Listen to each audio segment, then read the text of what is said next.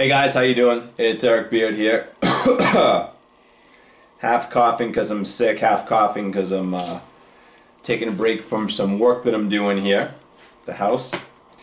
We're going to be commenting on CalU's integrated personal training course 325, sections W3 and W4. Eric Beard here, professor for the course here this spring 2010.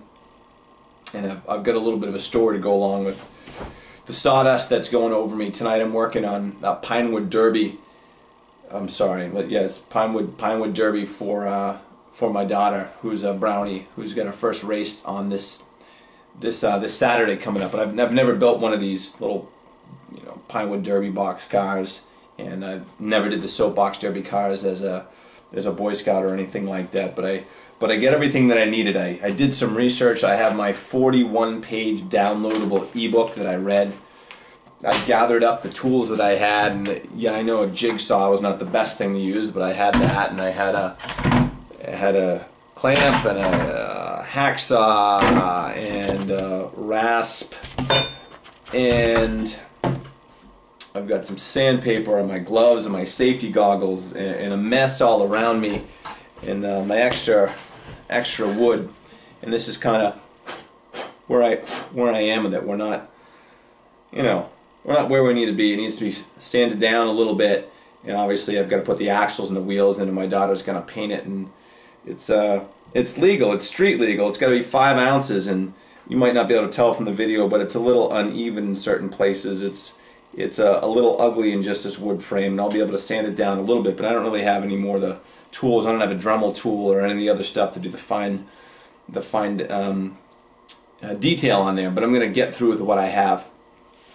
And this goes into kind of assessments and getting used to assessments, which is what we talked about in Module 2.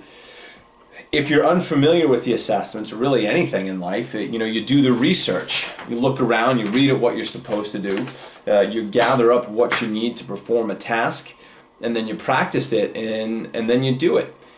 A lot of times it doesn't always come out like the picture did in the book or like you saw it in your mind's eye, but that's about repetition and practice, especially when we talk about movement assessments like the overhead squat. I mean, that's a science and an art. There's research and evidence behind it, but it's something that you really have to get used to doing with different size people, different shape people, different amounts of clothing, different backlighting, the whole deal. It's something you really just have to assess hundreds or thousands of people, probably hundreds of people, till you really feel super strong with it. But even if you get to that point and perform that movement assessment on 100 people, you're going to be light years from where you were when you're just starting out. So the moral of the story is read, prepare, get your tools together, but you just have to take reps and try again and try again and try again, and you'll notice so much more information from it.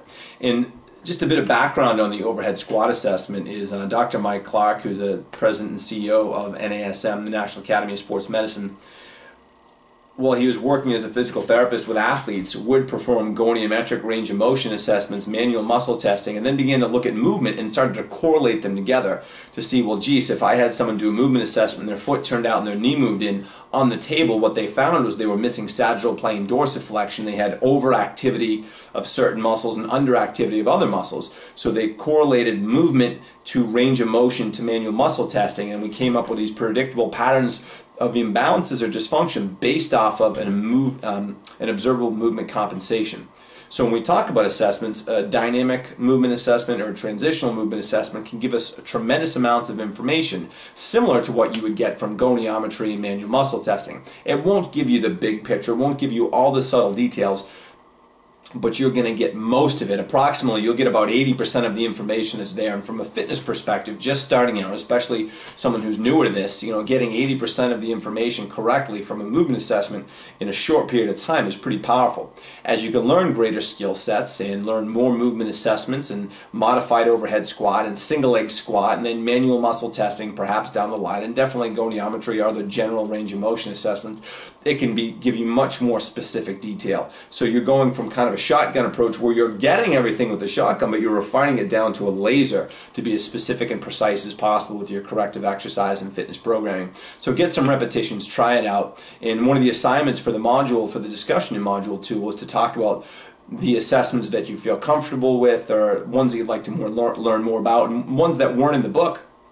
Some of my favorites from the classes that were mentioned is they did talk about manual muscle testing, some of the students, and some of the students did talk about goniometry or range of motion assessments. I really liked that people were questioning, what about nutrition? It's something that we cover a little bit more through the Health and Fitness Providers Network, which is kind of linked up with .fit, and it's a registered, level 1 registered weight loss program, so personal trainers can coach nutrition with our clients, and for my class I'll be sending you a link to that kind of as we go forward in the class for that. But it allows you to do nutrition with your clients legally and safely, but assessing someone's lifestyle with even more detail and getting into more of the behavior modification information. So from an assessment standpoint, we do want to paint a picture between current activity level, past activity level, exercise experience, likes and dislikes, what they eat, drink, how they sleep, what they don't eat, what they don't drink, experiences that have kind of biased them in the past, good or bad from a health and fitness perspective. So we really want to paint as broad and as colorful or rich of a picture of our clients, patients, or athletes as we can at the beginning of a program. So the movement assessment is part of it, but filling in all that detail and establishing rapport and getting to know them are really what's going to help you along the way. And a program is truly only good as its assessment. So well done on the discussion for Module 2.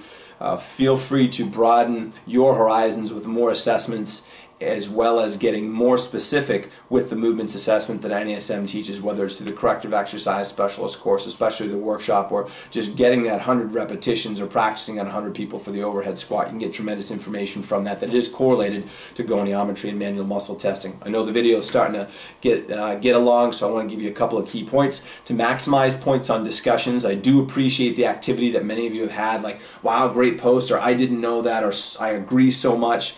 Those things are nice, but they're not necessarily thought-provoking. So feel free to support your the other students in your cohort. I do love that. I love the camaraderie, but that's not what I'm looking for. I think many of you, and I'll send out an example of this, did extremely well with answering questions from other students, with posing thought-provoking questions to other students, adding links, adding articles, going above and beyond the call of duty, adding information from your personal experience, and that's what's going to enrich the discussion. And you do have a responsibility to your cohort. You're not just going in and mailing it in and offering you 2 cents and getting out of the discussion.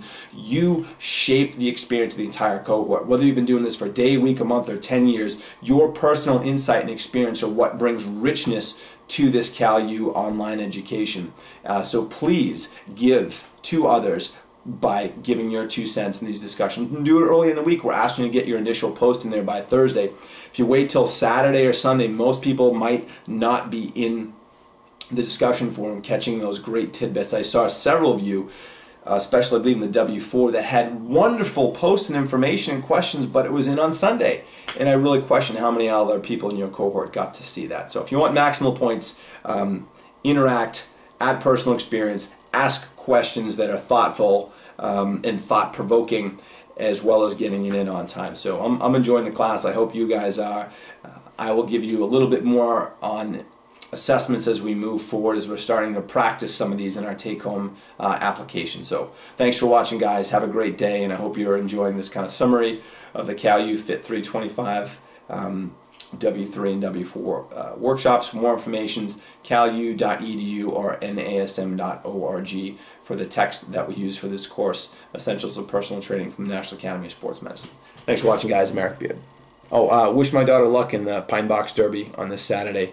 I bet this little pink Cadillac will be cruising once we get there.